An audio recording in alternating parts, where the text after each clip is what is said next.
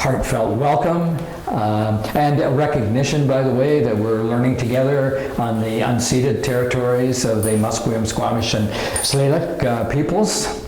I'm Arden Henley, the chair of GTEC, and what GTEC's all about is informing, supporting, and activating communities to respond to the climate crisis. And we have 3 different programs, and the one you're participating in tonight is called the Neighborhood Environmental Education Program. We're very grateful to the Neighbourhood House, who's our partner in offering this program. They provide the space pro bono and have helped us in many other ways, and we're also grateful to the Vancouver Foundation, which have helped us to do this program. I'm particularly delighted this evening to welcome our guest from Salt Spring Island, Dan Jason. And just a historical footnote to introduce Dan. Some 40 years ago, when we were both living on Salt Spring Island, I became intrigued with the whole issue of growing soy, because it seemed back then, as it still does to me now, so important to replace the much more expensive and environmentally damaging product that many people eat, meats and chicken and so forth, with vegetable-based protein. So I had an incipient passion for soy at the time. Dan was a consummate gardener. And I remember vividly saying to him all those years ago, do you think that it's possible to grow soy in this northern climate? Because no one was doing it at the time. And he said, definitely, yes. Well, to this day, Dan not only grows soy, but distributes seeds worldwide so that many, many people all around the world can grow soy. So all those years ago, we've sort of kept some kind of flame between us going, a common interest, and it's great for us to be together tonight with you. And I'm delighted for him to come and speak with you. One of the things we thought we'd ask, since we're sort of a group in a circle like this, if everyone could briefly introduce themselves and share a little bit about what interests you, so that Dan can be sure to address it. He wants to sort of make the best use of all of our time together. So maybe Nicole, I'll ask you to start. So what brings you and what would interest you about this topic in particular? Well, just really curiosity. I don't know too much about it, so really just getting some very basic information. I think I might come up with questions later, but I'm happy to be here. Nice to meet everyone. I'm Tasley. I just live a couple blocks away, and I have a garden at Kit's community garden. And I've been interested always in sustainability, so this is going to be fun. I was a software engineer, a newcomer of Canada, and I saw the advertisement. Then now I'm interested in going back to school to learn environmental studies. Then I jumped in. Yay! Nice to meet you. Nice meeting you. My name is Stefan. I happen to live in this building, which I'm grateful for. On the rooftop there's a little bed, which my garden, one of the bed is my garden. And I'm really acolyte to this subject matter. Kirby, probably my mentor, who is the most pro in gardening, so he gives me advice. And my growing is really intuitive. I think I inherited some of that from my mother. And I love flowers as well, so I'm experimenting flowers and learning about herbs. But I'm very at the beginning stage, and I'm looking forward to solid professional information. Okay, I'm Kirby. Lived in Vancouver since 1974. And I've always had a garden. I haven't always had a house, but I've always had a garden because you can always find backyards to garden in. Sometimes you move from one to another, but it's always, and since 2000, I've actually shared a large backyard with a friend of mine, somebody I hadn't met at that time. And it's been very beneficial and rewarding. And as I have gardened all my life somewhere or another, since I was a kid.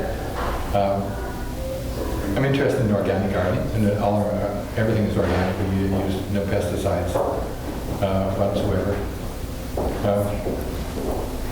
I guess that's about it for now. I do have some questions. I'm looking for a few things. I'll add just a word to what you said, because gardening for me has always been in my bones and blood.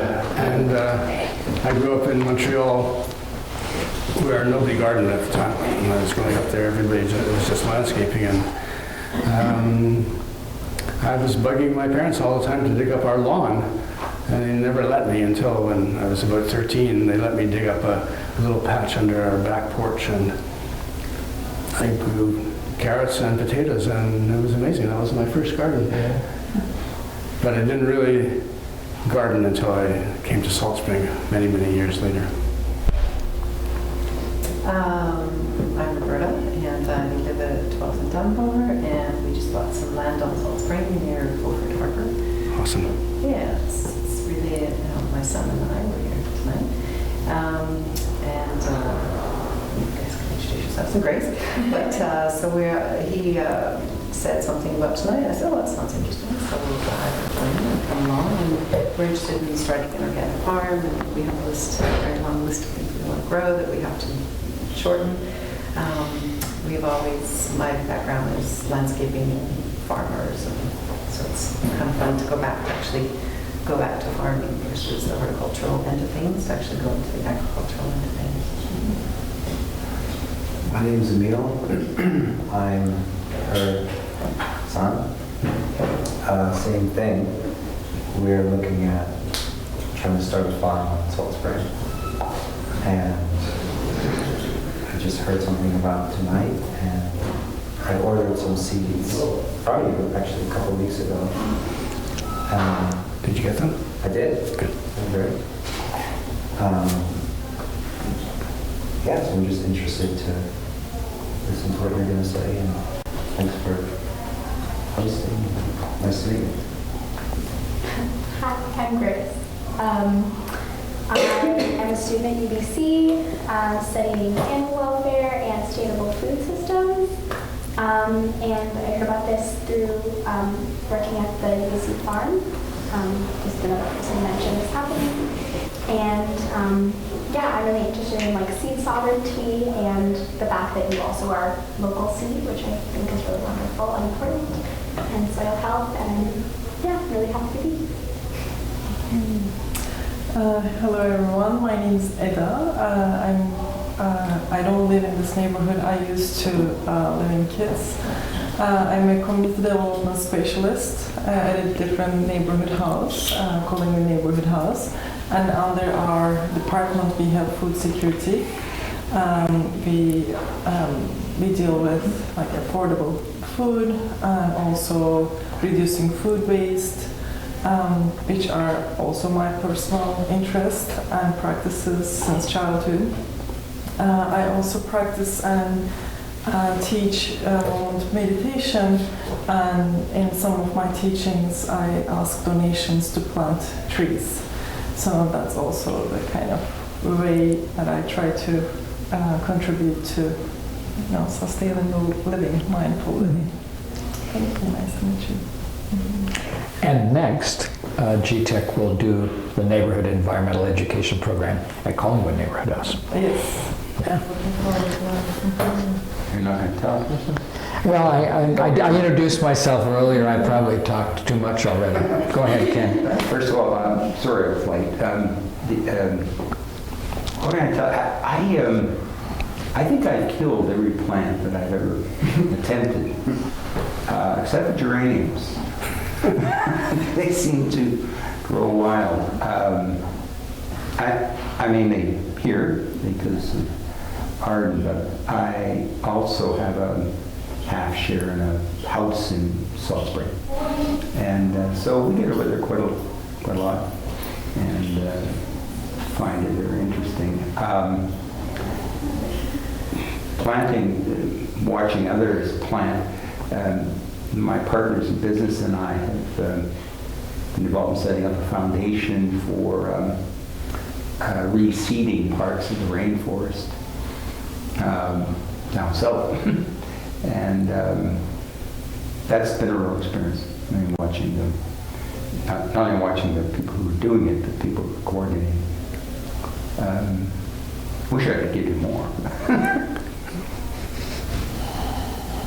And yeah, my name's Todd. I work in sustainable development and integrated sustainable communities with key focus being food and education and senior care and all of these different aspects. And I've done a bit of work with GTEC in the past, and I'm back on board now as of last week. And I'm excited to hear what you have to say. Hi. Introduce myself? Yeah. Okay, my name is Michelle, and I am the program coordinator for GTEC. And for me, I'm mostly interested in sustainable living and learning about the different ways that I can incorporate more into my lifestyle. Yeah, so thank you. Over to you, Dan. Okay. I think I'll jump right in and start in the context of climate change. And that little book there, Changing the Climate with the Seeds We Sow, is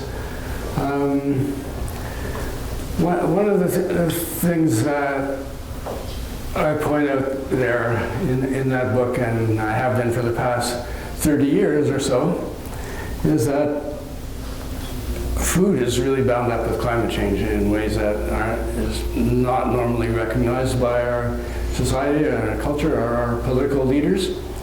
And it's extraordinary, actually, looking back over the election that we just had and realizing that everybody's talking about climate change, but nobody's talking about food. It's quite bizarre, and it's probably because food is so bound up with every aspect of our life that it's not normally considered to be as relevant as it really is to climate change.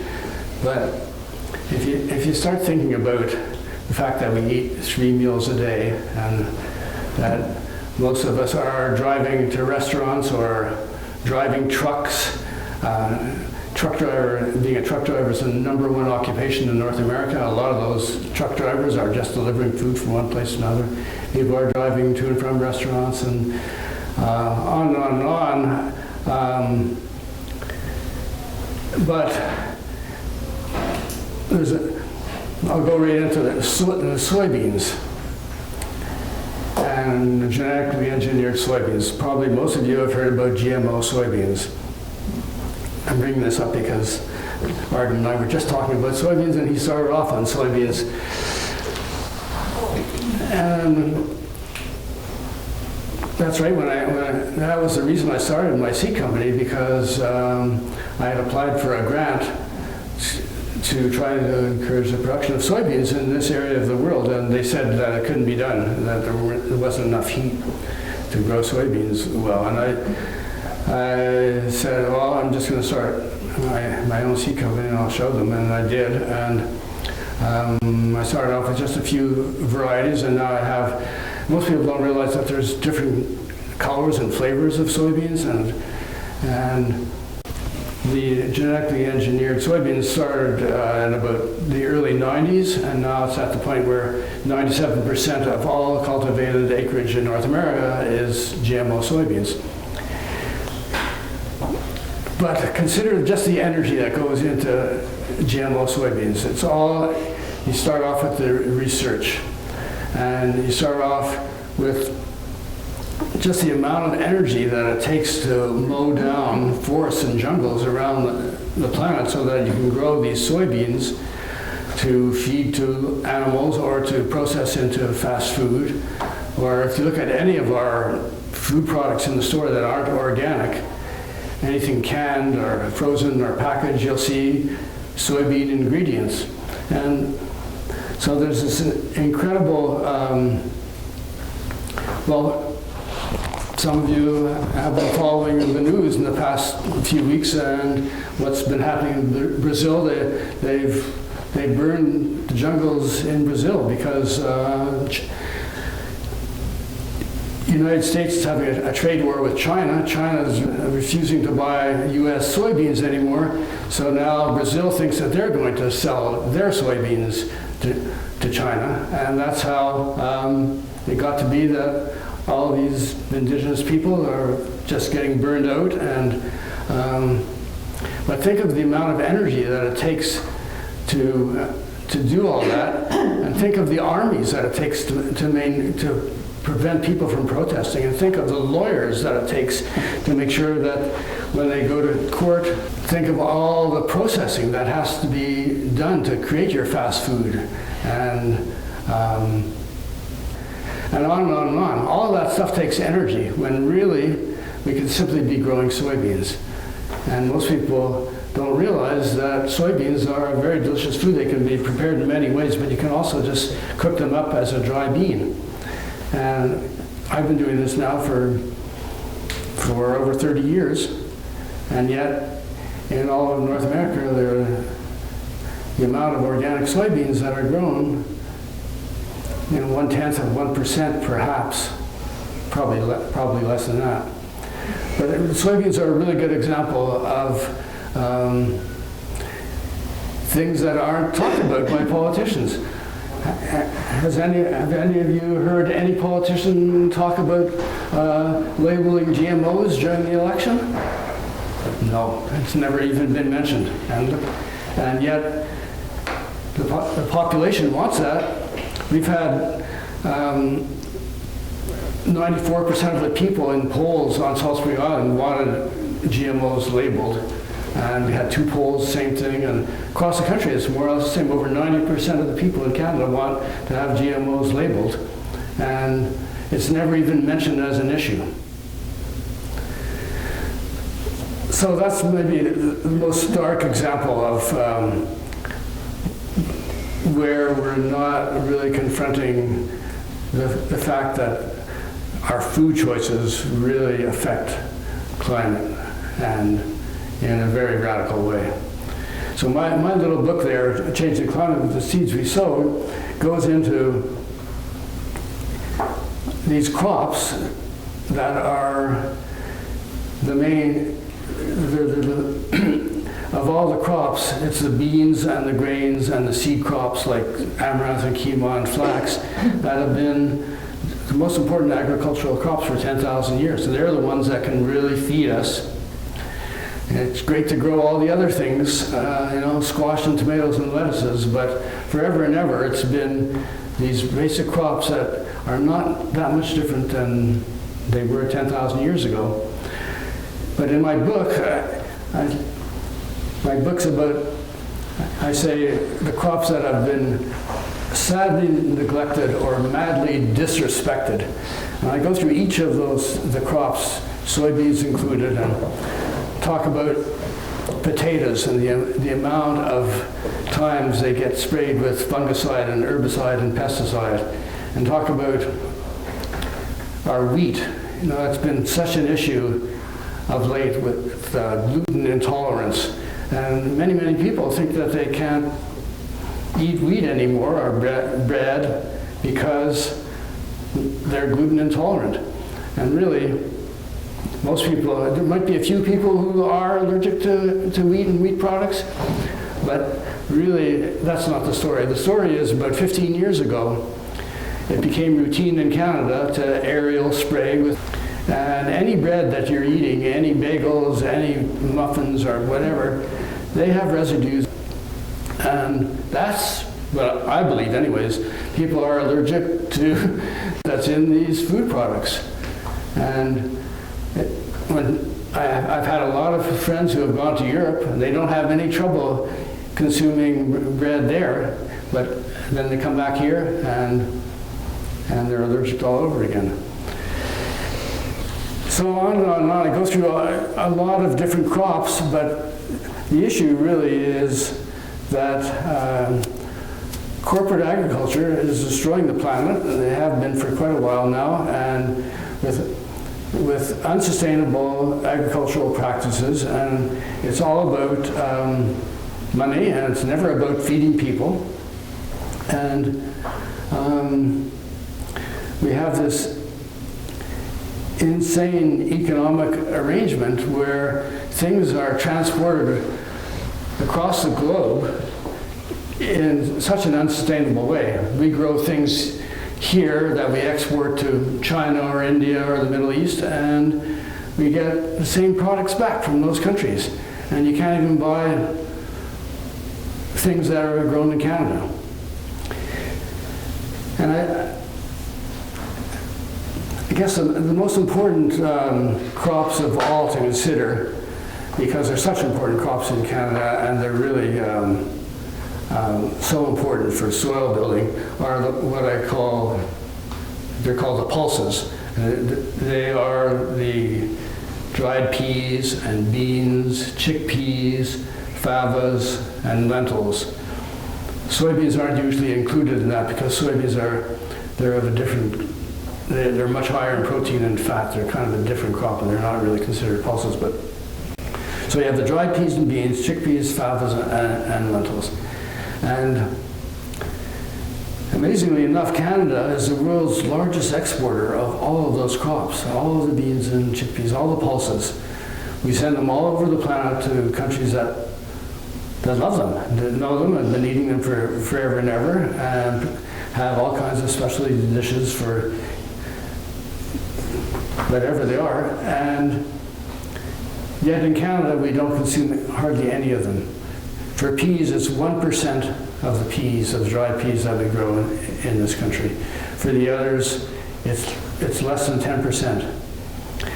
And if we wanted to buy beans or peas or chickpeas, I don't know what it's like here, but if you go into my health food store on Salt Spring Island, they won't be from Canada.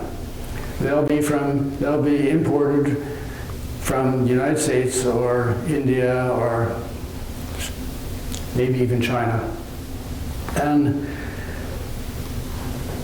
how gross and unsustainable is that? When we're in, it's such a, just repeat, like Canada's the world's largest exporter, and you can't even find our own peas and beans in our own stores. And I'd like to talk about those crops because right from the beginning of Salt Spring Seeds, I saw that the things that weren't found in other seed catalogs were these basic crops, which are the beans and the grains. And I couldn't understand why no other seed catalog in North America was even offering chickpeas.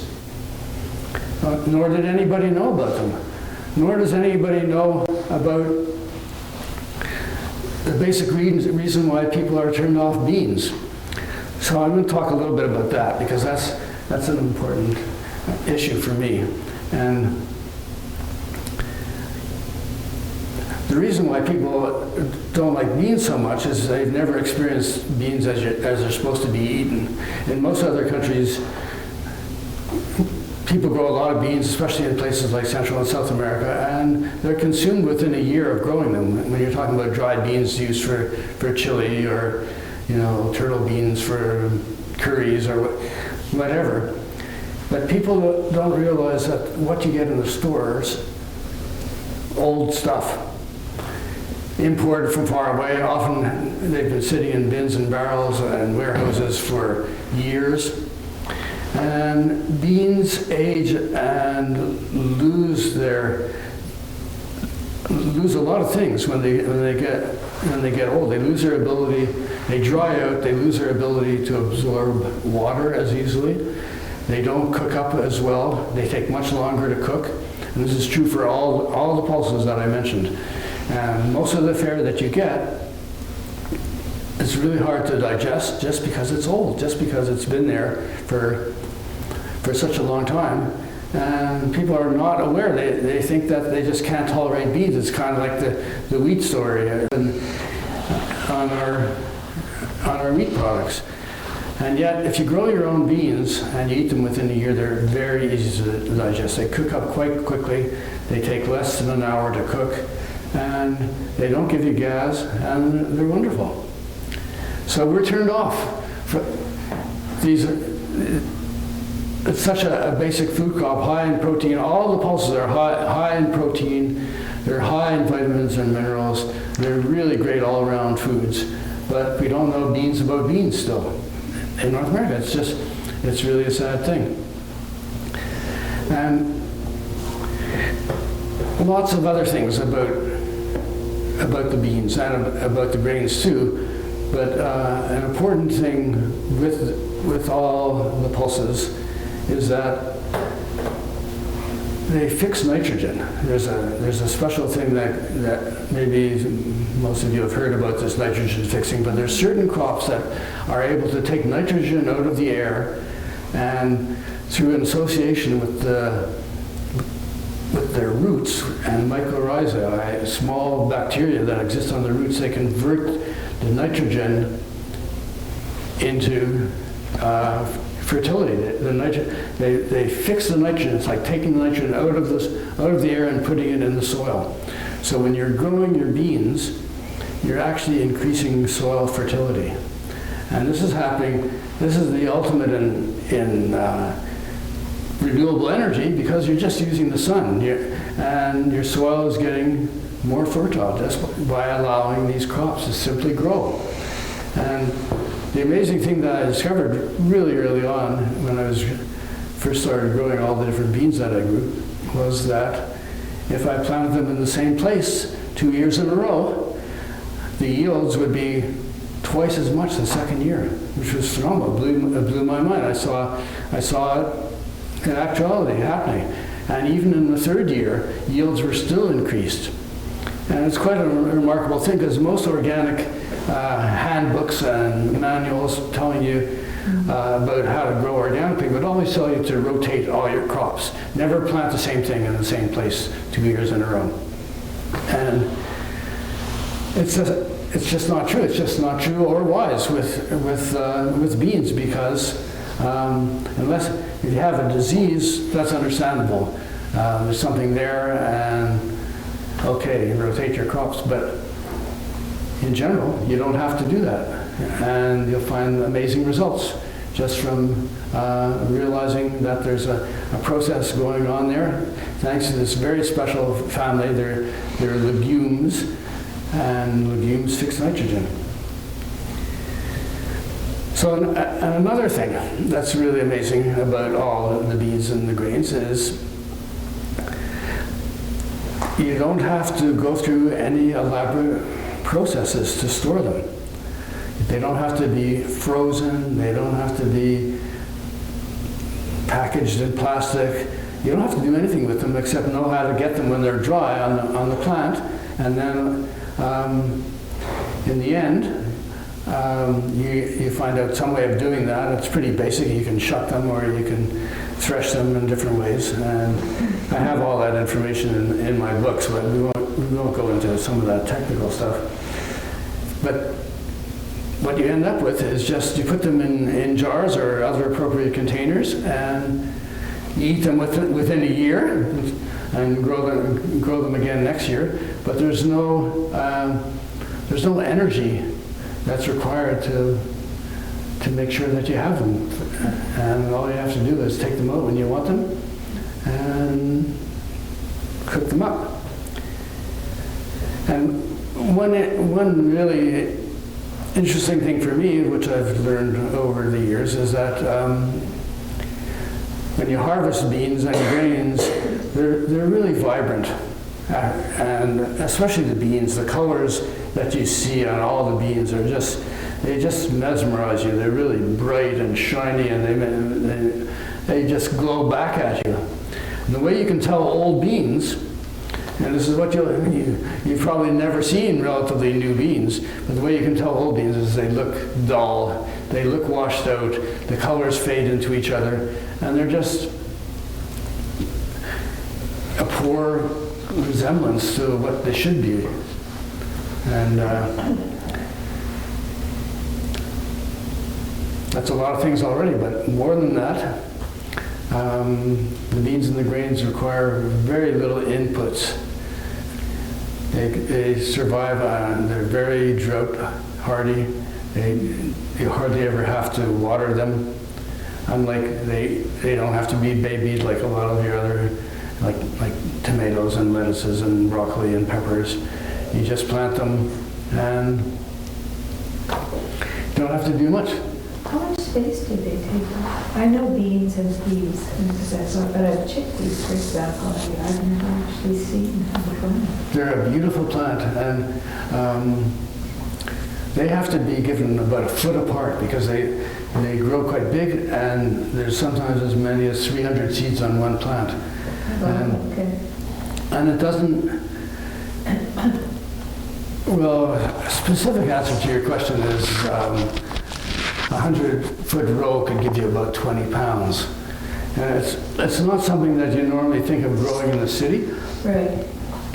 But if you are growing any of the pulses in the city, most often you take advantage of vertical space and grow climbing peas and climbing beans, because then you can get a much higher yield for the amount of space that you're actually using.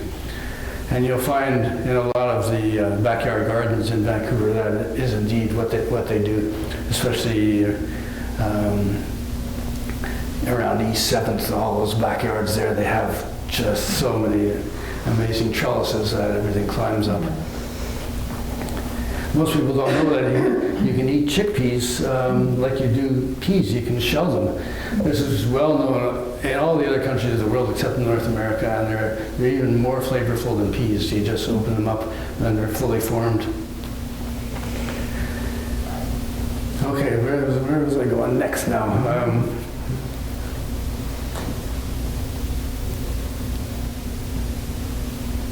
Anybody want to come in and ask questions? Sure. Dan, I just want to go back to some of our earlier connection and what was going on, and have you elaborate on that, because I was astounded to find 30, 40 years ago, whenever it was, that seeds were being copyrighted. I mean, I had no idea of that. None at all. And furthermore, I had no idea what it meant for seeds to be copyrighted. And just to very simplistically, like if you're a farmer in India and you're growing grain or soy and so forth, if you're using copyrighted seeds, they're hybrids or GMO, and you can't harvest the seeds. And so what you've got to do is go back to Monsanto and buy next year's seeds. Even though in the natural course of things before this took place, what you would do is harvest the grain and harvest the seeds, and then you would have next year. So, yeah. And that was kind of like, the revolution I saw you take on. You said, wait a minute, well, I'm not going there. I'm going to learn how to save seeds, and I'm going to be an alternative. So, yeah. Thanks a lot, Art. That's one of the most crucial things about seeds, because up until just after the Second World War, nobody ever thought that seeds could be owned. And then some of the bright corporate entities got the idea that there was a lot of money that could be made on seeds. So they started hybridizing them and selling hybrid seeds at a higher price. And with hybrid seeds, you can't save the seeds because they don't come true. There's another kind of hybridizing that happens over a longer period of time. Some things naturally hybridize, but they would take certain seeds and deliberately fertilize them with like they take a broccoli and if they knew both parents and they were trying to get an especially productive broccoli, they would combine the seeds of both, and then but when you do that in the lab, you can't save the seed. So you're paying an extra amount of money for them to do that. That was the beginning. But then they started patenting the seeds, and then that meant that you could only. That was more like what you were saying. And they have gone into countries like India, and it was a tricky thing because things like basmati rice and neem that had been part of Indian culture for 10,000 years, all of a sudden corporations like Monsanto were coming in and saying, sorry, but you can't grow those anymore, they're ours and we have a patent on them. And the way common law worked was that if it was part of the commons, they had no right to come in and say that they were their seeds, but they were doing that anyway. So people like Vandana Shiva in India had to go to court for a really long time to prove that these were part of the traditional usage forever and ever and ever, and they won. But that was one thing. But then on top of the patenting, you had these GMO things, and there's certain crops that they genetically engineered to withstand their Roundup, and they go into these countries and say that they're going to find better yields and more nutrition with these crops. And in the early days, they said that there was going to be less herbicide and pesticide usage because it wouldn't be needed so much. But of course, it was all about selling poisons. They're basically poison companies. They're not really agricultural companies breeding anything. They've just figured out an easy way to genetically engineer into certain seeds the ability to resist their own herbicides or pesticides or fungicides. So there are certain main crops, which is soybeans being one of them, and corn being another one, and cotton being another one. And these corporations have been subsidized to the tune of billions and billions of dollars, and they still are. And that's why it's so hard for any small organizations to come in. Just ordinary organic people aren't subsidized at all. And we have to fight against these huge corporations that have infinite power and that have the support of the US government, of course. So around the world, it's gotten to be, because they've had so much power, a lot of countries now are not allowed, you're not allowed to save your own seed, because these corporations have taken it so far that just a few corporations now control 2/3 of all the seeds grown on the planet. And it's getting more and more so, and as probably most of you know, there's just so much diversity that's been lost in the past 50 years because of this. We used to have thousands of varieties of everything, and now it gets reduced to just 1 or 2 varieties, and it's their varieties, and it's the ones that are bred to be tolerant of their poisons. Tom, I just wanted to confirm this with you. I watched one of the documentaries that Monsanto was actually the owner of also Agent Orange in the Vietnam War. So the poisons that they actually used. So the same company now making the seeds. So Yeah. There's a Yeah, it's They're a chemical company. yeah. mm-hmm. And unfortunately, Just like that's the story of our entire country. And this is, but you know, it's all about what's creating climate change. With all those poisons that are used everywhere, thanks to these petrochemical monopolies, trees are destroyed everywhere, and the soil is destroyed everywhere, and right across this country, you know, we have a little pocket of people here in BC that are growing some organic food. But most of the country, most of the prairies, anywhere you go, you'll see my signs, proud to be a hill grower, you know. And just what Arden said, once you sign a contract with them, then you're totally beholden to them. You have to keep on buying their seed from them, and if you don't, they'll take you to court. And there's been some really amazing stories of how far they've gone. And when I said at the beginning about lawyers, they have hundreds of lawyers just prosecuting people who dare to save their own seed. And it's not only in North America, but in Europe. And somebody was just visiting me from Japan the other day, and they told me that now it's illegal to save seed in Japan.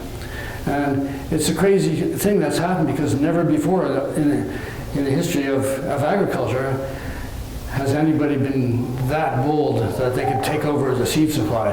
It was always considered just part of the commons that belonged to everybody. And more often than not, it was women who made sure that the varieties were kept pure and perpetuated, and it was just it was inconceivable that seeds would be only about money. And now we have this crazy situation where it is. And the really important thing, I said this to Arden tonight, and he said it to me, is you really can't have good food without good seed.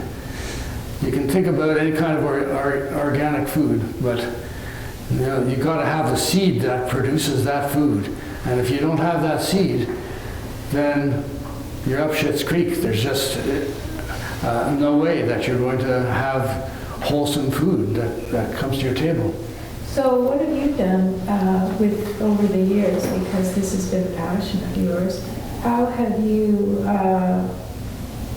developed seeds, and what's your story about that? Well, it's a wonderful story because I got into the wonder and beauty of all these different varieties early on, and then I accessed them from all over the planet, especially from Seed Savers exchanges, and I got to be known enough that people would start sending me seed, and I've had many seed gifts, and there's people out there everywhere that are still growing seed, and it's hard to get to know them, but they're still out there, and so I get these great seeds to trial, and then some of them work, some of them not for my environment, and then I'm lucky enough to be sending these very same seeds, which are now outlawed in places like Europe, but because there's some glitch in the surveillance thing, I'm able to mail seeds to most countries in Europe, and they can keep these old European varieties going.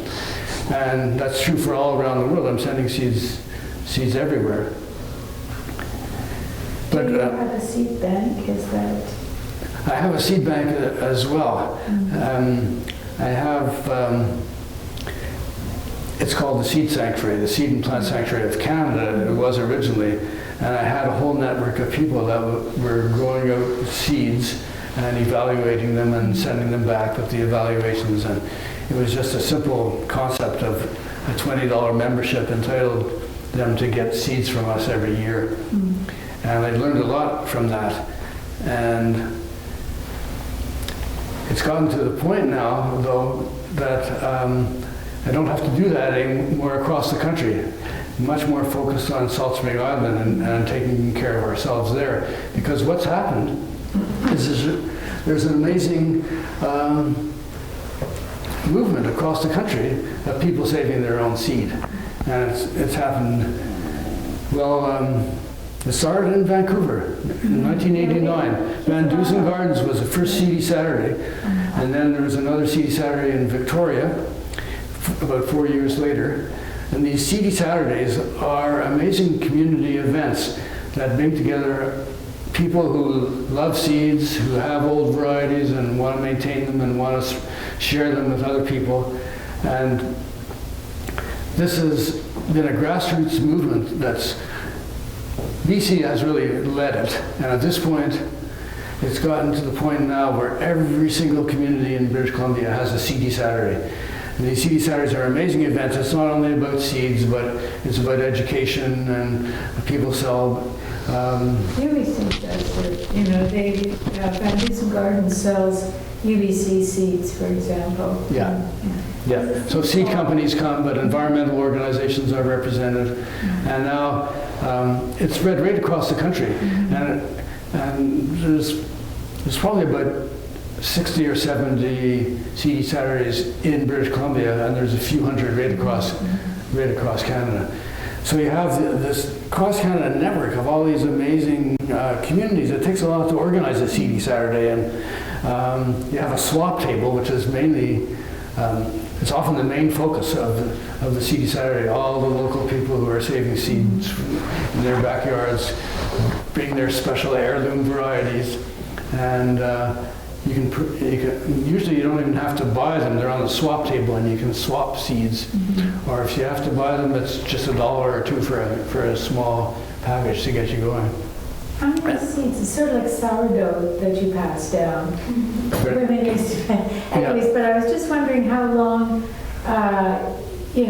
so not all seeds can be shared because they are, you don't know for sure if they sort of.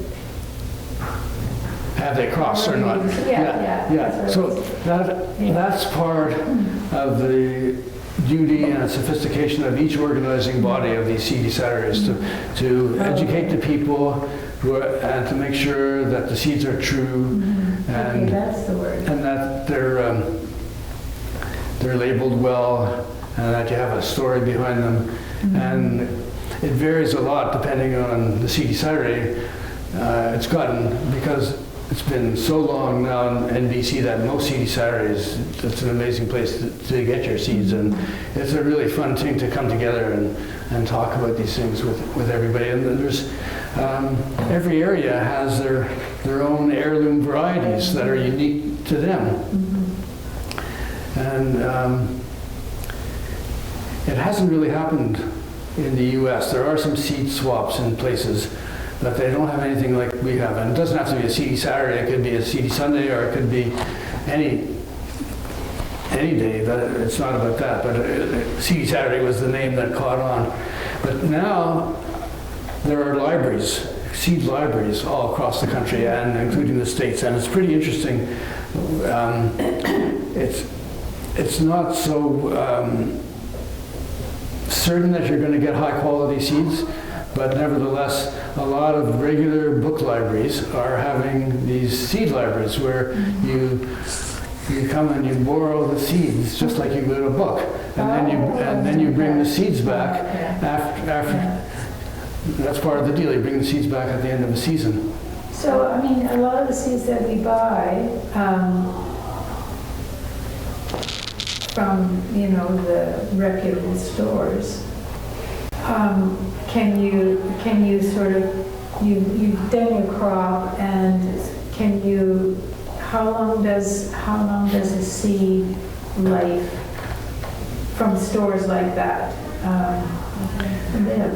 So can you buy a package? Sorry, I'm inarticulate here. You buy a package, you only use half the package, and then how much longer can you keep a package of seeds? That's something in that little seed saving book that you have there. But mostly seeds last for a really long time. They stay by as long as they're kept dry and out of the light and out of heat. Most seeds will last easily for 5 years. And even much longer than that for quite a few different kinds of seeds. But there are just a few seeds that are short-lived, and you have to plant them almost by the next year. That's leeks and onions and lovage are pretty well known for being viable for just a year or two. Garlic? Garlic. Garlic is another one. I'm probably not going to have a chance to mention. I brought some if anybody wants to buy some planting garlic. But that's another good example of corporate versus just people growing garlic in a less intensive way. The reason we grow the best garlic possible in Canada, and a lot of people do, but it's really minuscule compared to the millions of pounds that we bring in from China, which is such bad garlic. There's no Chinese garlic would look like that. You see these tiny little things that are bleached and that are just horrible, and they've been herbicided and pesticided, and it's just because corporations, it's too labor intensive for corporations as they are in North America to deal with something that takes a little bit of manual labor, so they don't even bother, and they just import stuff from somewhere else, from Mexico or from California or from China. But garlic's a different kind of thing. That has to almost go in every year. Yeah, that's right. Yeah. But usually people are good, they've got several whole cloves and then they just share. That's good. Do some of these seeds have to be kept in darkness? It's best to keep them in darkness. It doesn't matter nearly as much as being kept in dryness.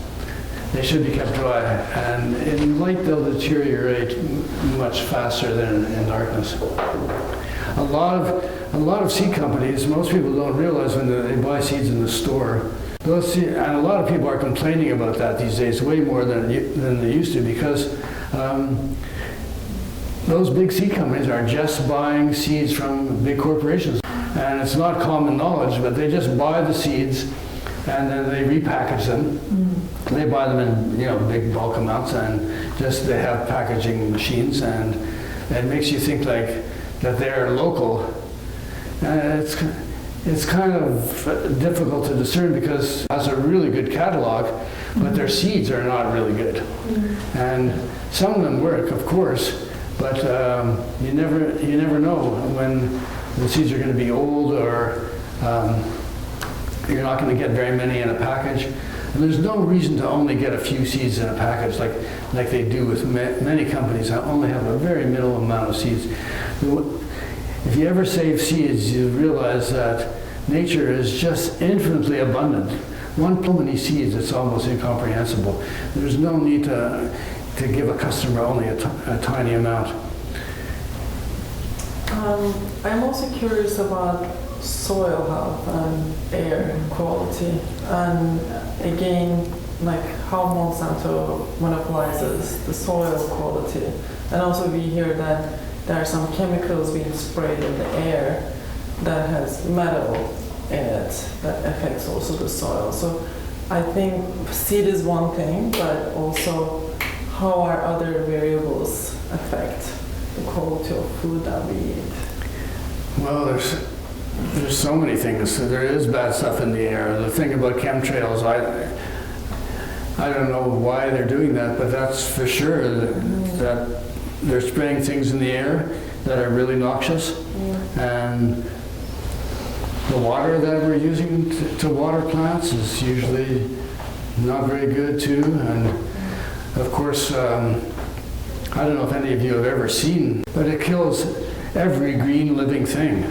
And it's the most common herbicide on the planet, and there's been test after test that shows how bad it is, and it goes into our system, and it's killing us. And up to about 20 years ago, you never heard anything about the incidences we now have of heart disease and cancers and obesity and destroyed soil. And now it's just, it's everywhere. And it didn't used to be like that, and we sort of accept it. It's just, that's what's happening. But it's, a large part of that is just from the way we grow food. And it's time we started realizing that that's the craziest way to grow food imaginable. It's just suicidal. Yeah, so that means that all the companies that essentially is the same parent company. So you're being reinforced by a very dangerous chemical that, of course, creates most pharmaceuticals, then cause us to then still need to continue to get medicine. And none of these things are preventative, they're just curing symptoms. And then the soil, of course, once it's used to having added nitrogen, plants are no longer able to fix nitrogen naturally because it's being given it, so why would it do it itself? Well said. Very systematic. Yeah. And the pharmaceutical companies are a whole other thing that are just, they create the dependence on the very things that they sell you, and they just keep on prescribing and prescribing, and the doctors are in there. And we live in a crazy world, especially in North America, but we're trying to make the rest of the world like us, and it's totally insane. But that said, it's coming to an end. The disasters that are happening all around the planet are getting worse and worse, and we knew that was going to happen. And nowadays, it's just where is the next hurricane going to hit, or the next fire, or the next flood, and we have to start this way of life that is going to come to an end in a very real way. And a lot of what we currently have now as basic infrastructure, we're not going to be able to rely on that anymore. We're not going to, it's just... Well, this is why, having gardens, for example, is so important, I think, because even just like at my kids' garden, community garden, I've got a 11-foot by 12-foot. It's one of the bigger ones, but it's not that big. Like I couldn't do 100. But the fact is that you learn so much, and your ability to sustain your willingness to change your lifestyle in order to have food for the future and things like that. I mean, I think what it invites is curiosity and experimentation. And like with the soil, I'm still working, I may have got 4 or 5 years to get my soil right because it was very clay and all this sort of stuff. And I find a tremendous amount of pleasure in understanding the pH, like the blueberries don't like this, and so these modest gardens that we have, I think, are important because of the big shifts that are taking place, and so I just put that on. No, I totally agree with you, and what's happening now in schools all over North America, teachers are really getting on it, and there's school gardens starting at every level, elementary and high school and university, and it's a movement that hardly anybody talks about. And Montessori was traditionally used those sorts of things in Europe. Yeah.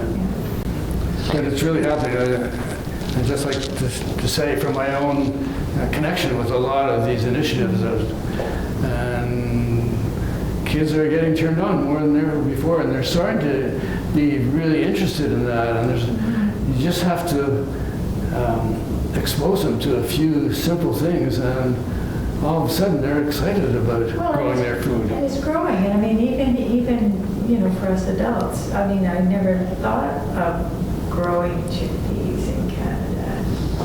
I mean, how ridiculous is that? So, I mean, there's lots to be learned and to be shared.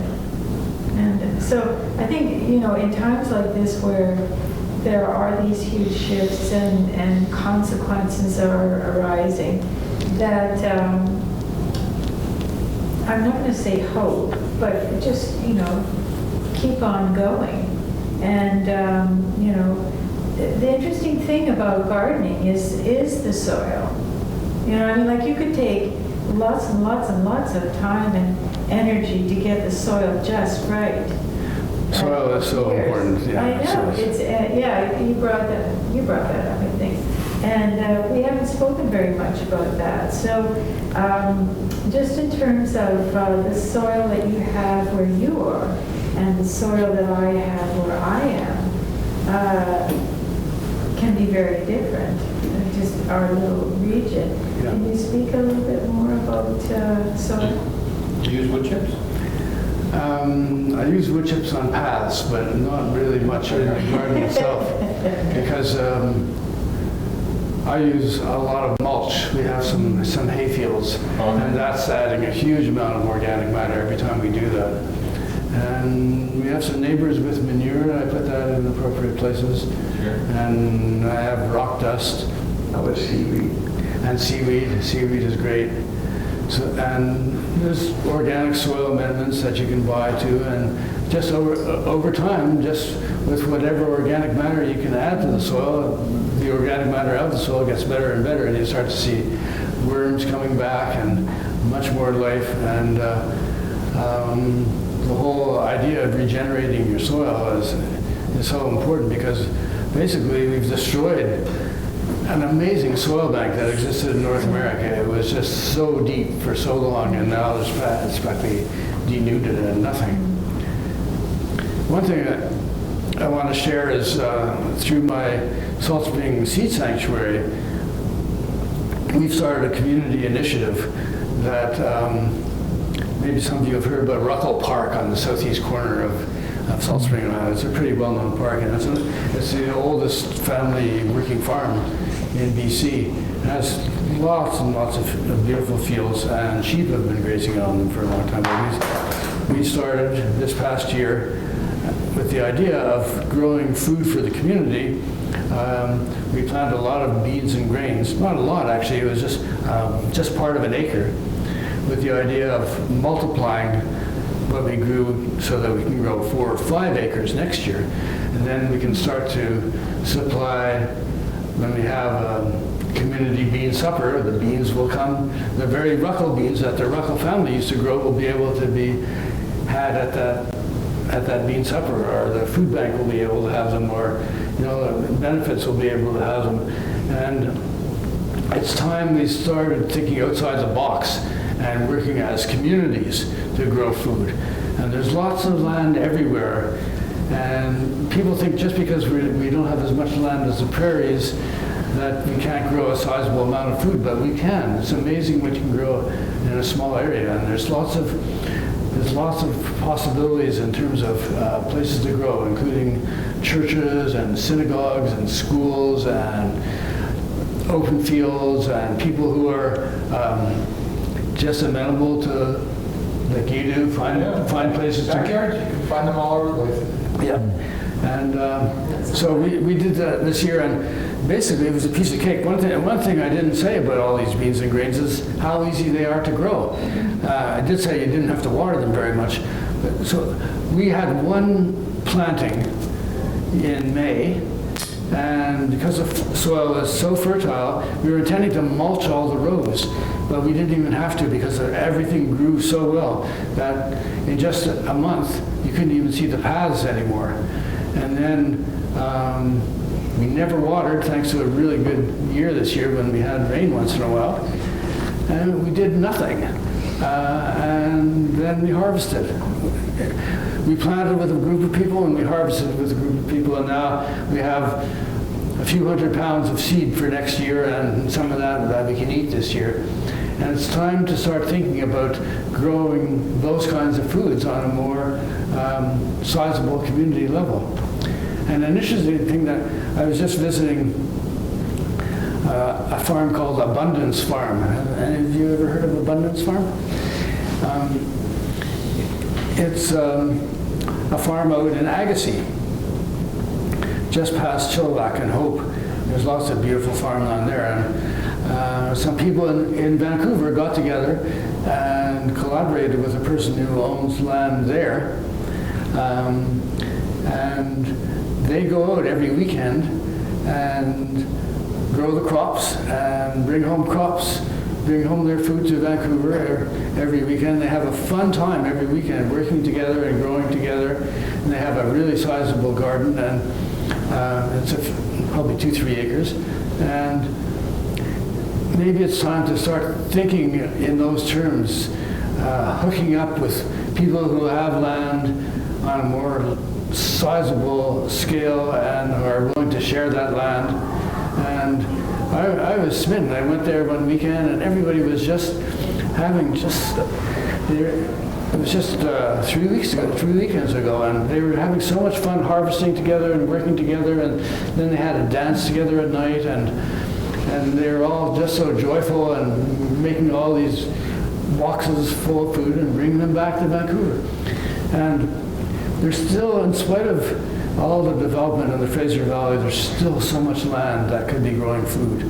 And it's time to change our models of what's possible and start thinking that we could actually work together and have it not be just about money, but about feeding ourselves. And so, I'm trying to figure out, given the copyright issues. Given what? The copyright issues that are referred to. How can you ever make this big? I know, I'm trying to visualize how that happens. The point is really, it doesn't have to be so large scale. Okay. We need to move to a smaller scale agriculture. That's what's doing us in. It's gotten to the point where one farmer is farming thousands and thousands of acres in huge combines and harvesting machines and whatever that are air conditioned, that cost $500,000 each. And we have to bring it down to a more human level. And corporate agriculture is going to fail. It's failing now. And so we're going to have to figure out ways of growing food in different ways. And this is the way it's been done on the planet for thousands and thousands of years. It's never been such a one person growing food for so many hundred people before. We should get it down to 10 people growing food for 100 people. Just, I don't know what the scale would be, but it'll be different all over. But it doesn't have to be just so top heavy that it's just ridiculous. And the thing is too, is also with the evolving climate change, so getting back to that. I mean, when I was a kid, there were certain foods we couldn't have. You had to eat seasonally, and because in the 50s, for example, people were growing their own gardens because of the victory gardens that used to be made during the war, you see. And so we're not that far away from some things that could be helpful models. But, with the difference in climate, looking at different kinds of things that we can grow as well. Can you speak a little bit of what you might see in the future? So you've got the beans and the pulses, which I found very interesting. I'm wondering what other sorts of things might we see. I hadn't really considered amaranth. It's a seed, right? Amaranth, yeah, I write about amaranth quite a bit. Yeah, Amaranth is a really good one. And grains are going to become even more important for nourishment, as opposed to because of the fish and all sorts of things. Can you speak a little bit about what you might, because of your long history of seeing years and years and years of changing weather, that's just not natural and normal, but what you might... Well, there's a few things to talk about here, and maybe the most important thing to realize that now, because of climate change, it's really important to grow a diversity of crops, because you never will know.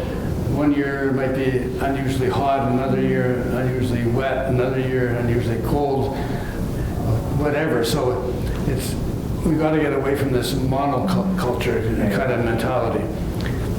But in terms of specific crops, Well, Canada is going to be in a really good place. It's going to be. We have lots of water that's still not polluted, and we have. It's going to be getting warmer in Canada, as it already has been, and that will greatly extend the crops that we can grow. But maybe I should mention. You mentioned amaranth, and it's one of my favorites, and it's in 2 of my books there, quite a lot. And amaranth is really well known around the world, and it hasn't been really caught on yet in North America. And it's one of the most nutritious and easy crops to grow, and one of the most beautiful crops to grow. And in some places, well, in Central and South America, it's grown mostly for the seed. The seed is really high in protein, 17% protein. And in other places around the world, it's grown for the leaves, which are super high in vitamins A and vitamin C and vitamin D, calcium and iron. And in some places they do both. I've been growing amaranth for as long as I've been growing anything. And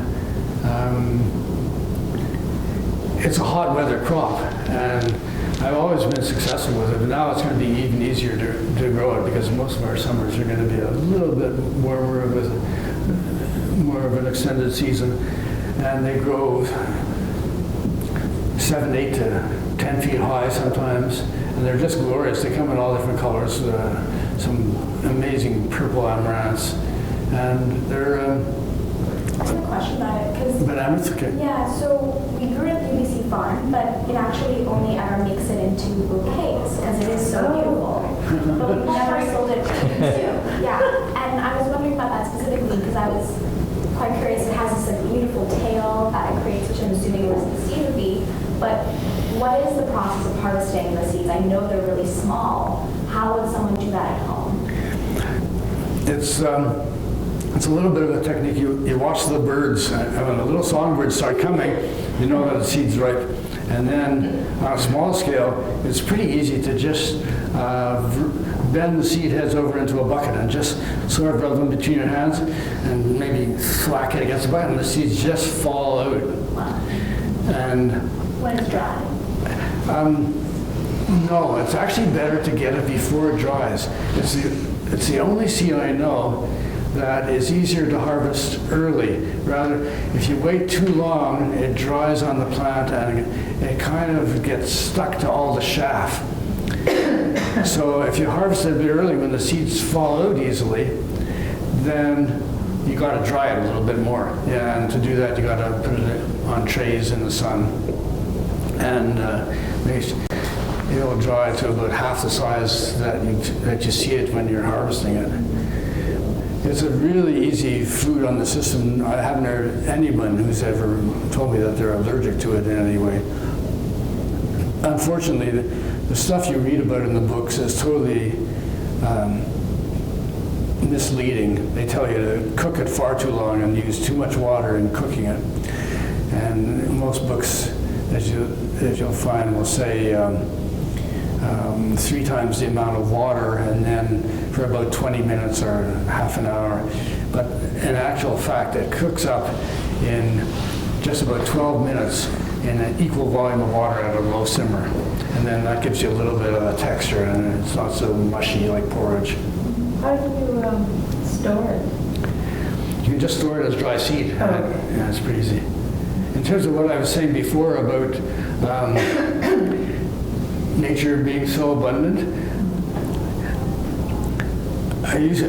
when I gave talks about it a long time ago, I used to say that it was so amazing because you could get 250,000 seeds from one plant. And I found out that I was even wrong about that it's more than 250,000 seeds from one plant. You could get 500,000 seeds. So how many pounds would that be? That would be about half a pound. Oh, Yeah. all right. Yeah, because it's very light seed, but Yeah. still, if you can imagine if you took the seeds from one plant, how much you could plant the next time around. Yeah, right. If every seed counted. Right. So that's probably the best example of the abundance of nature without really doing anything. It just does it for you. So when you're looking at diversity, I guess like a farm situation is so different from a garden situation, and because of the space, I guess, for the most part. And just looking at, right now I've got a lot of new ideas that are doable within a garden setting. Can you talk a little bit more about any other ones that would be good for the, local gardens? Well, just growing the ordinary vegetables and growing your greens so that you get your vitamins. You can do it year-round pretty easily. Yeah, I'm working on a winter garden. I wonder if we could talk about that. So shifting from the summer garden into sort of cabbages and parsnips and beets and those sorts of things. You got it. But yeah, those Kale. can all be in the ground. But kale's a super champion because if you time it right and you have some nice standing kale now, as soon as the first frost happened, the kale changes the mustardy kind of bitterness to become so sweet and so delicious, and it's so rich. And there's lately been books written about kale, and rightly so. It's an amazing food. But one thing you shouldn't forget too, and I have that in my little book about changing the climate. We try so hard to grow certain things like spinach and arugula and lettuces and all kinds of greens, but there's ordinary weeds in the garden that are just there. Dandelion, for example, has 10 times the vitamin A of carrots. And just a few dandelion leaves in your salad are so enriching.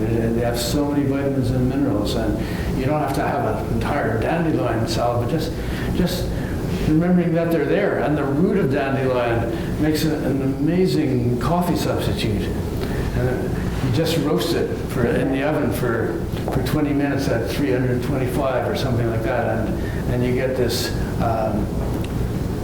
even richer flavor than coffee.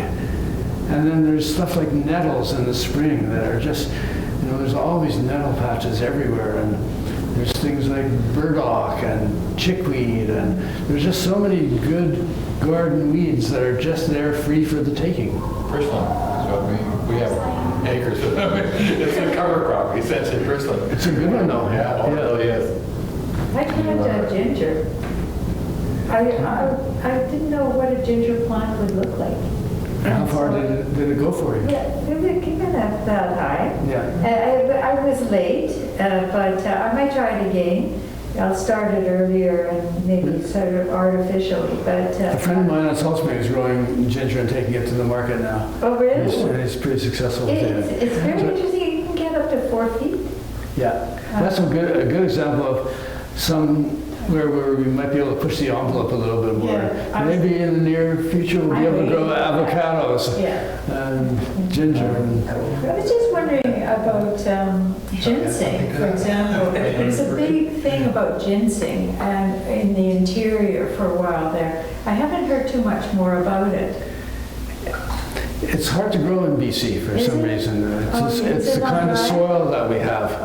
And it seems to prefer growing near deciduous forests. Okay. I've been experimenting with wasabi. Wasabi root? Yeah. It's been doing great. It's a big, giant patch like this. And it started out as a little 4-inch. It's just, I don't know, it's loving it. Way to go. Yeah. Somebody up in Courtney was growing it and selling it at the Courtney market, but nobody on Salt Spring has it, so you might have a niche there. There you go, you got a niche. That would probably go over really well. I think to overwinter it, I'll have to put it in a hoop, but I'm just going to put it in a little greenhouse that we have. Oh, good one. Good one. Yeah, it's been loving it. Don't know. Haven't done anything to it. Didn't even water it. Well, things like parsnips, for example, which are really expensive in the store. My soil wasn't good enough, and so I had, the green top part was like this high, and the parsnip was, like that. Shame. Because I'll have to mulch it and stuff like that. But it's really interesting. I'm assuming that usually it's the green part is down here. Right. And Yeah. So, but those sort of things are And also could have been the time of year you planted it. True. okay. What time of year? Because I know like it's really common for like lettuces and so on, especially with hybrid seeds. If you plant them too late when it's hotter, they bolt earlier and they seem to be a whole different plant than what like maybe the seed packet Yeah. would look Oh, like or what okay. you Well, that expect might it have to been be. it. But I had squashes that sort of didn't give them much light, and so I'm going to put them just like they need more light, I'm assuming too. It's like sometimes an epigenetic thing.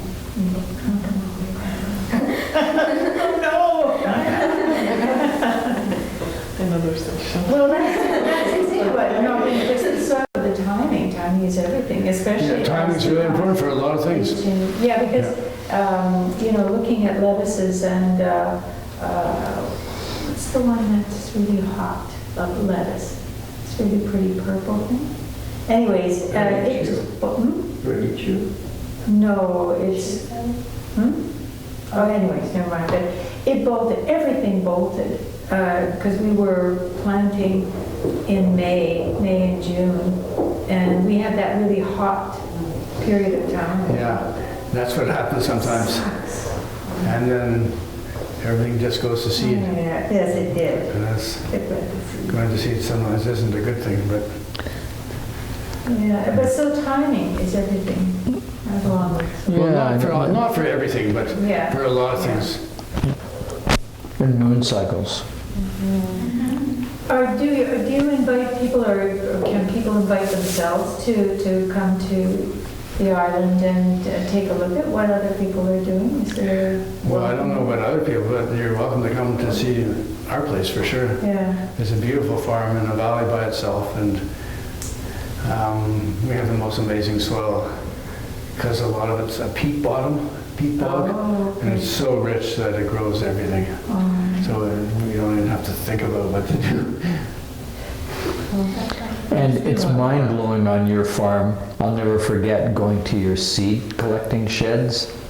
Oh, it's an amazing thing to experience. I mean, you really get it then about how plentiful seeds are, how possible it is to harvest them.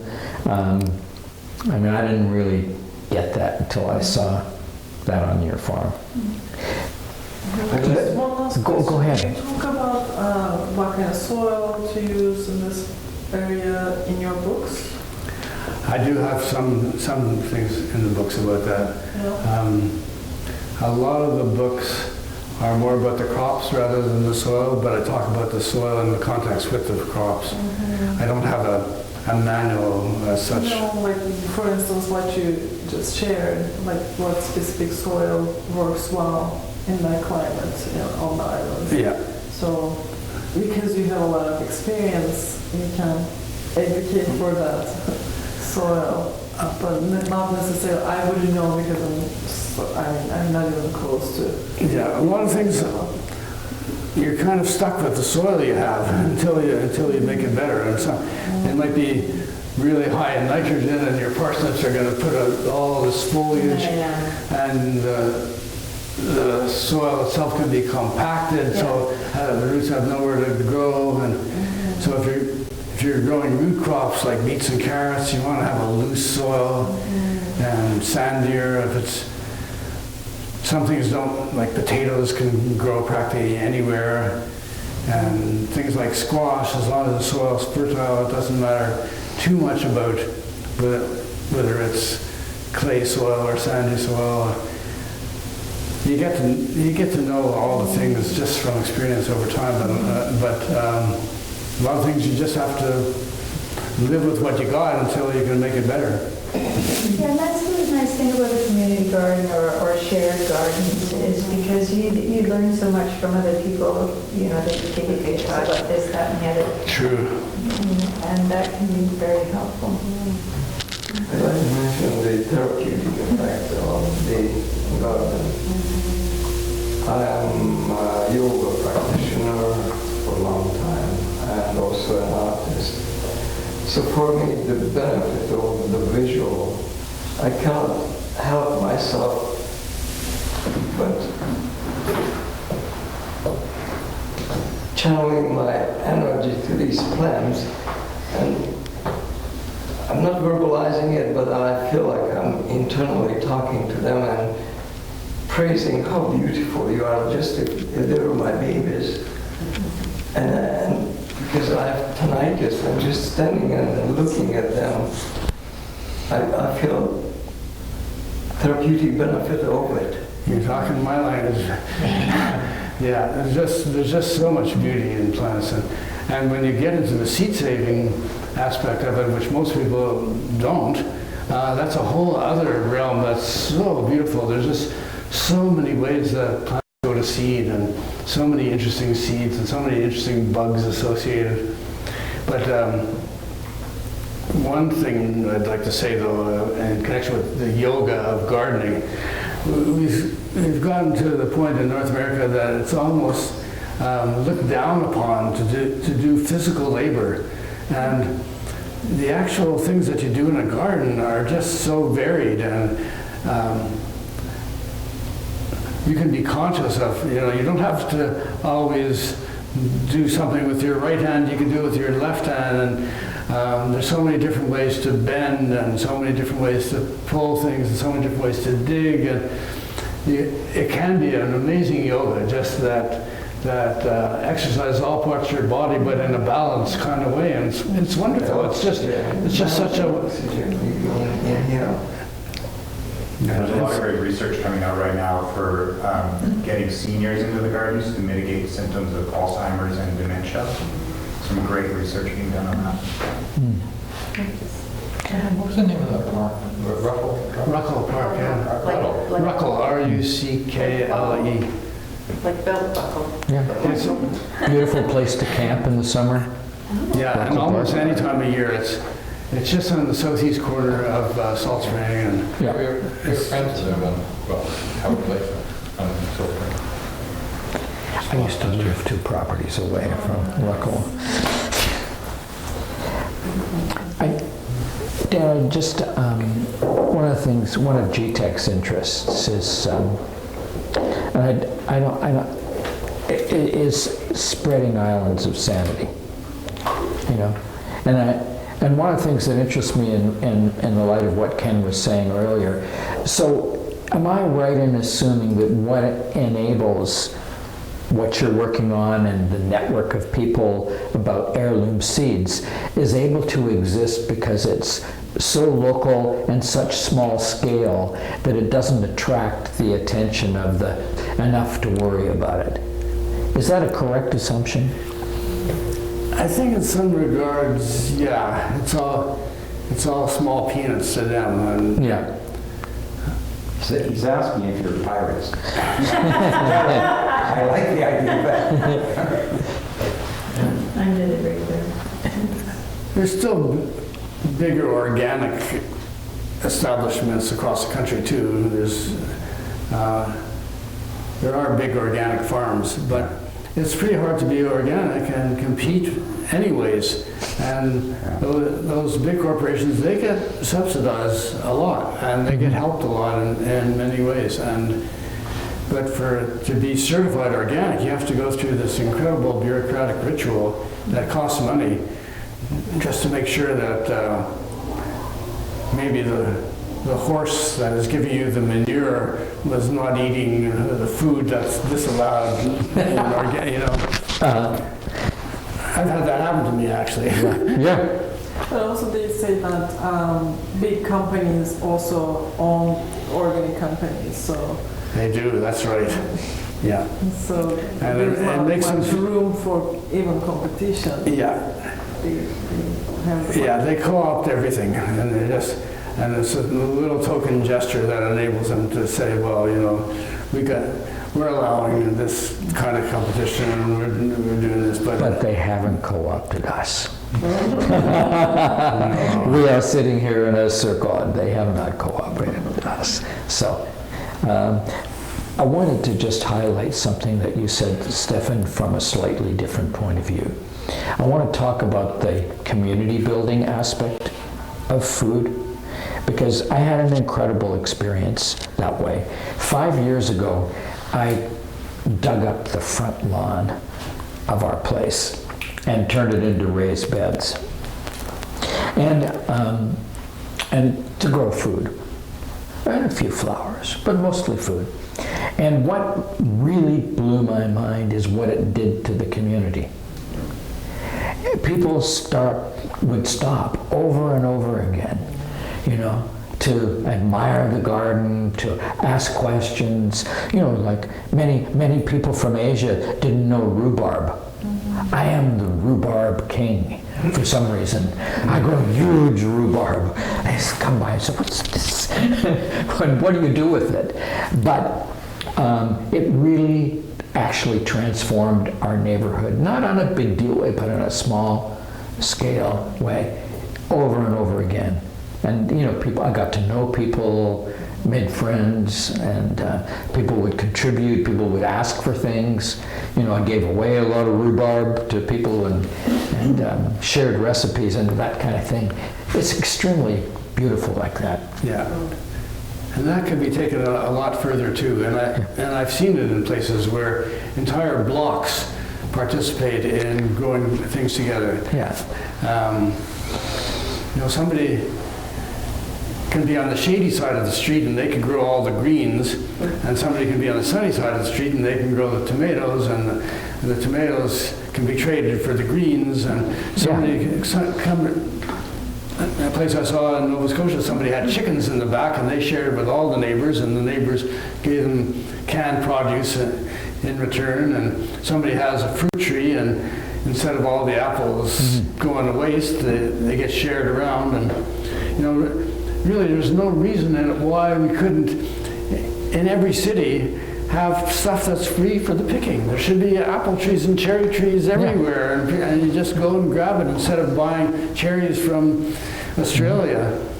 And it's really time to start thinking about how radically we could change the way we feed ourselves, and start working together as community instead of just as individual nuclear entities. Yeah. I'd like to make a parallel. So one of the businesses or technologies my partners and I developed is upscaling, upcycling, remanufacturing. And one of the challenges with that is that people simply don't, and companies simply don't want to provide the material to you, or at least provide it somewhat cleanly.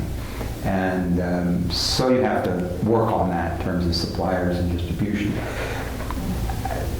I wonder if there's the same issue here. I live in an apartment building right now, and the people there is a field next door, and I noticed that there's a corner that last year used for a small garden by a woman and her son, but I don't think anyone else in that building would be inclined to do that. It's a human nature thing, and that's my concern about it. Just the same as recycling, which frankly doesn't exist. You have a site in mind, you take it down to the harbor, and it's dumped at sea. So how do you get incentives, yeah. No, I know this is part of it, but and you folks are wonderful, but I just wonder. People are conditioned to not think it's normal, maybe? Well, I just don't think it's just so much easier to go to the grocery store. And people are busy and everything else. It needs to be modeled, because a lot of the different gardens that are around, like for our garden, people can come in and take their tea, and there's areas where you can just sit and have tea, as long as they don't pick all the flowers and everything. They're welcome to come in, and a lot of people who are working on their gardens will then become sort of ambassadors, and so they'll, and a lot of us are, a little proud of our gardens, and so, we'll talk about the garden, and people will be very curious, and then that's the way that I think you encourage people to consider, open their world a little bit wider, and and especially if they can just come in and leisurely, have a cup of tea or have a meditation or whatever. It becomes something, and they inadvertently become part of the community. Yeah. And I think you're right. I think it depends on the neighborhood. If you drive your car down, or more likely walk down, and you see a lot of foliage and shrubs, Yes. kind of thing, and you look, oh my God, there's a little garden there. And if you move into that neighborhood, probably without any prompting, you'll do it. But there's so many neighborhoods, not so much in Vancouver and Victoria, places, but there's so many cities in Canada where people would be hard pressed to find a piece of soil anywhere near them. But I understand what you're trying to do, and I applaud it. Yeah, I think the other thing is that not to worry, the incentives are going to change. Like when you say that something's not sustainable, when the agriculture isn't sustainable, it's not simply saying it's bad. It's actually saying that moving forward over time, it's going to make food prohibitively expensive, especially when you cost the transportation and the processing and packaging of it. It's not going to be affordable.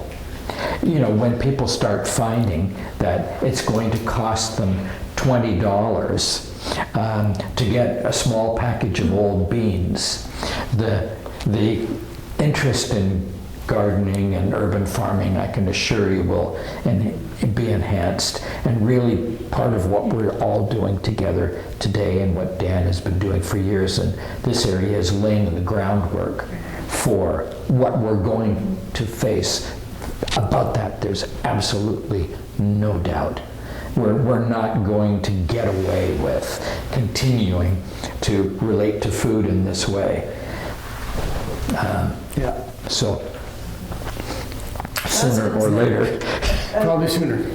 Probably sooner. From a role model perspective, all of the city parks have, an aspect of, like Owen Park, which is near us, it's got this beautiful wide open south, You could even just put,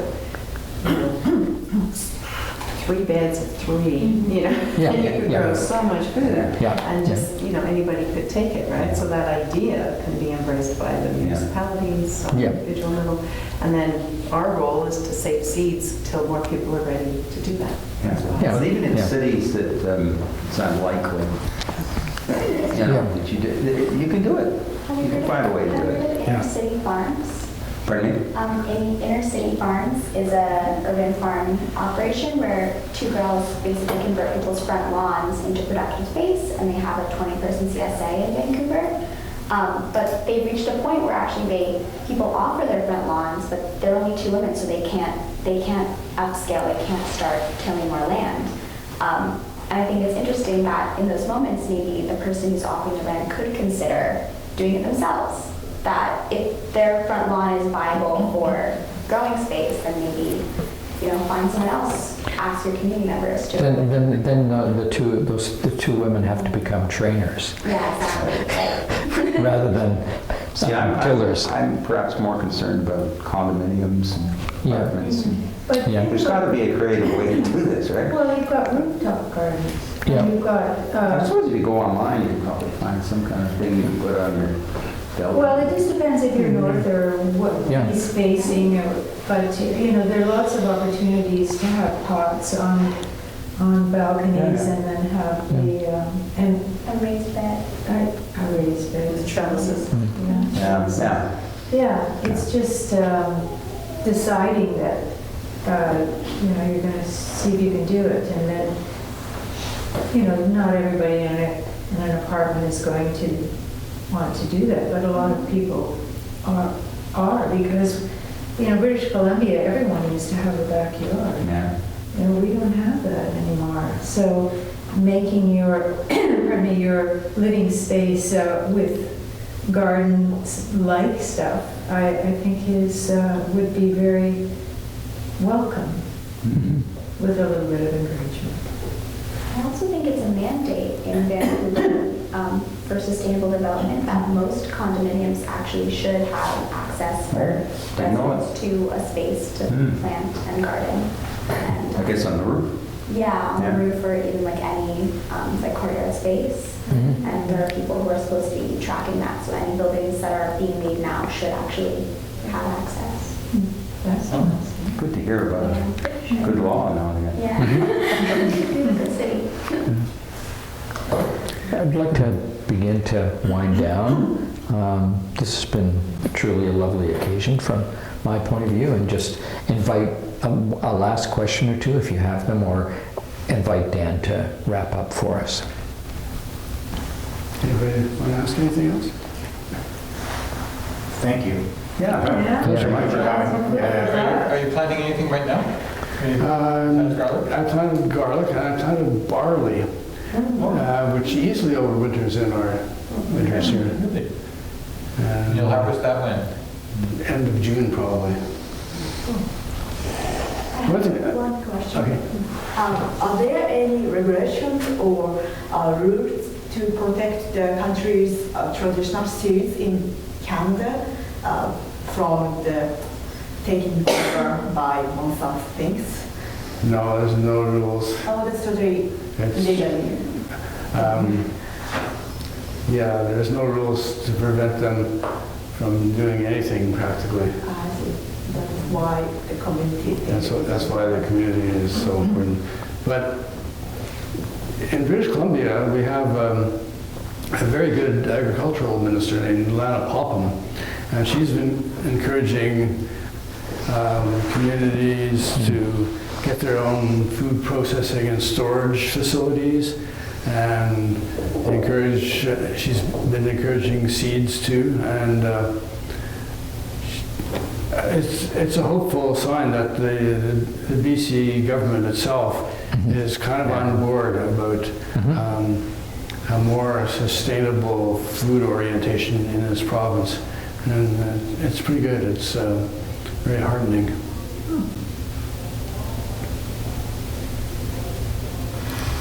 So if any of you ever want to visit Salt Spring, my website is saltspringseeds.com, and you can find out from my emails on there. It's just dan@saltspringseeds.com, and just come on over anytime. And of course, it's best in the growing season to see what all of these crops look like.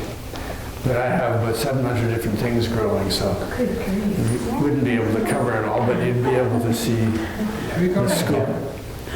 No, but just a couple of days ago, somebody from Vancouver Island said that they had some hemp, and she might bring some over for me to try to grow. Yeah, you used to be able to buy hemp seeds like in a health food store, like $2 a pound, but I use them in bread. I think I can time it when the Conservatives got elected the first time. They disappeared. They went right, just nobody can explain why, but they went away. And now they're all processed. They're chemically processed, and you can't buy seeds anymore. I think hemp is going to have a revival soon. Yeah. It's an amazing crop, and apparently northern Alberta is one of the very best places for hemp growing. It would be phenomenal there, and they could start new industries from textiles to eating, and make a fortune, get us out of the GMO cotton world. So maybe. I'm still looking for a cheap supply of hemp seeds by the pound. I'm going to try to grow it next year, so I don't think it will be legal for me to sell it as seed, but if you let me know, I'll be able to. That's what I mean. I used to be able to buy them in a health food store. But I know. Yeah, really high quality food. Yeah. I've blended it into breads if I could get it. Like already whole, or? Yeah, just fry them up. Well, thanks for this discussion, everybody. That was fun.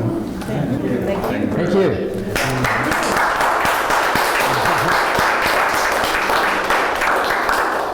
you.